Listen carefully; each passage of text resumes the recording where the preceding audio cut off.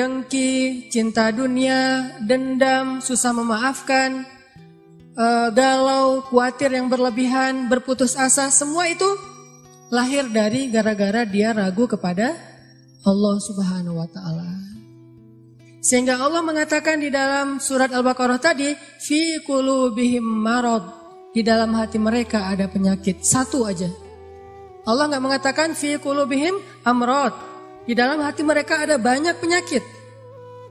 Tapi Allah mengatakan fi qulubihim maradun, cuma satu penyakit.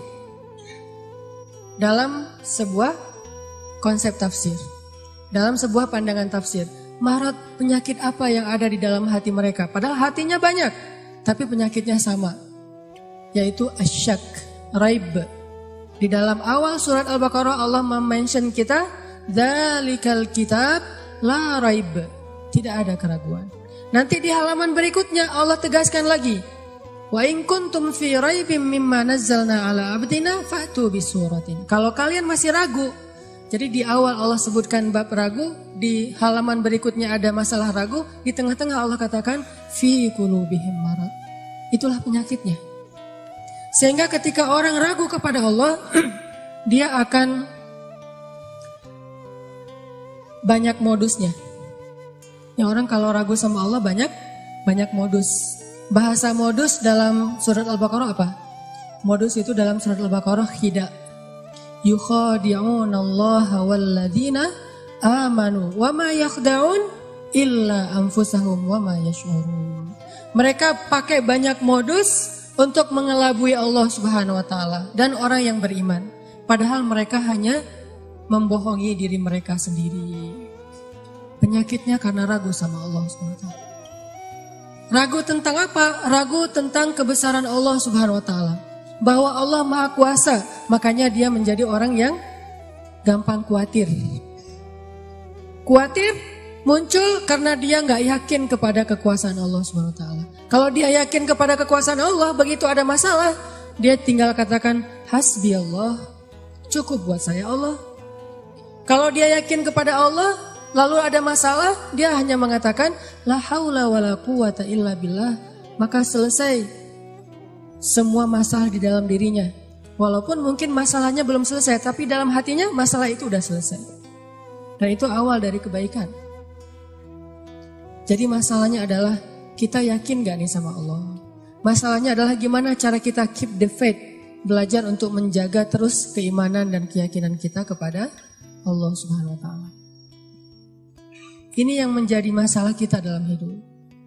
Dulu ketika Doli ditutup di Gang Doli di Surabaya, salah satu kalimat yang keluar dari teman-teman yang ada di sana apa? Kalau kami nggak boleh kayak gini, terus kami makan apa, gitu kan? Kalau kami nggak boleh kerja kayak gini, terus kami ngasih makan apa buat keluarga kami? Itu penyakitnya. Jadi bukan pekerjaannya, tetapi keyakinannya kepada Allah Subhanahu Wa Taala. Nggak mungkin, nih ya, nggak mungkin nol, nggak mungkin sama sekali ya. Ada orang yang meninggalkan sesuatu karena Allah terus jadi terlantar dan terlunta-lunta, itu nggak mungkin sama sekali. Bukankah Allah sudah menunjukkan banyak bukti kepada kita? Siapapun yang meninggalkan sesuatu karena Allah, pasti Allah ganti dengan yang lebih baik. Musa meninggalkan Mesir karena perintah Allah, Allah ganti dengan Palestina. Ibrahim meninggalkan Irak karena Allah, Allah ganti dengan Palestina dan Mekah. Nabi Muhammad SAW meninggalkan Mekah karena Allah, Allah ganti dengan keluarga baru di Madinah. Gak mungkin ada orang yang berhijrah meninggalkan sesuatu karena Allah terus jadi terlunta-lunta, jadi susah hidupnya. Gak mungkin, gak ada ceritanya dalam sejarah. Masalahnya ketika dia meninggalkan itu, kadang Allah ngasih dia ujian kecil untuk melihat dia yakin gak sama Allah. Nah, di ujian itulah banyak orang yang patah. Banyak orang yang kemudian jadi seperti bangsa Bani Israel yang mengeluh terus bilang, duh kalau kayak gini mending saya balik lagi aja kayak dulu. Banyak orang yang ngomong kayak gini. Mending saya balik lagi aja kayak dulu. Kayaknya hidup saya yang dulu lebih mudah daripada sekarang. Itu yang dikatakan Bani Israel ketika mereka menuju ke Palestina. Ketika mereka di tengah jalan, mereka bilang, tahu kayak gini kita mending balik lagi aja ke Mesir kayak di zaman Firaun. Ternyata sama aja nasib kita di tangan Firaun dengan di tangan Musa. Kenapa? ragu kepada Allah Subhanahu wa taala.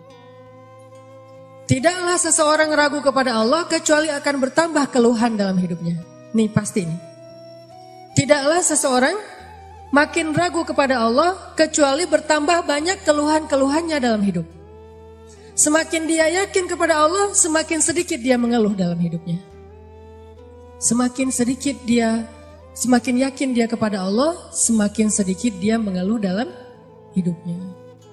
Makanya teman-teman, masalah paling besar dalam hidup kita itu, terutama masalah hati, adalah ketika kita ragu kepada Allah Subhanahu wa taala.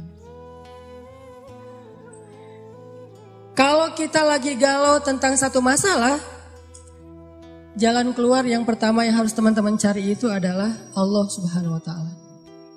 Coba tanya kepada Allah, coba baca ayat-ayat Allah, gimana cara mengobati galau atau masalah di dalam hati kita. Jadi obat hati itu adalah yakin kepada Allah. Dan cara yakin kepada Allah, baca firman-firman Allah Subhanahu wa taala. Allah berjanji di dalam banyak ayat untuk bisa menjadi iman, menambah faith, menambah keyakinan di dalam hati kita. Tinggal kita baca aja. Banyak banget ayat-ayat kayak gitu. Teman-teman bisa baca minimal banget teman-teman bisa baca di surat Hud ayat 6. Coba baca surat Hud, surat 11 ayat 6. Ini juga ayat untuk ngecas iman kita. Apa kata Allah di ayat 6 surat Hud? Bismillahirrahmanirrahim.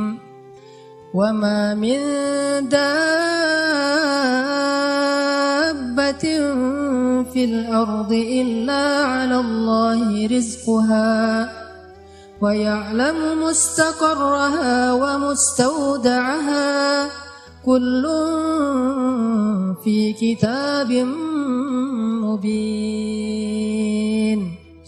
Gak ada satupun hewan yang melata di muka bumi illa 'alallahi rizquha, kecuali Allah yang menjamin rezeki bagi mereka. Terus kenapa kita khawatir? Kenapa kita galau? Kan Allah yang menjamin, dan jaminan Allah itu sebaik-baik jaminan.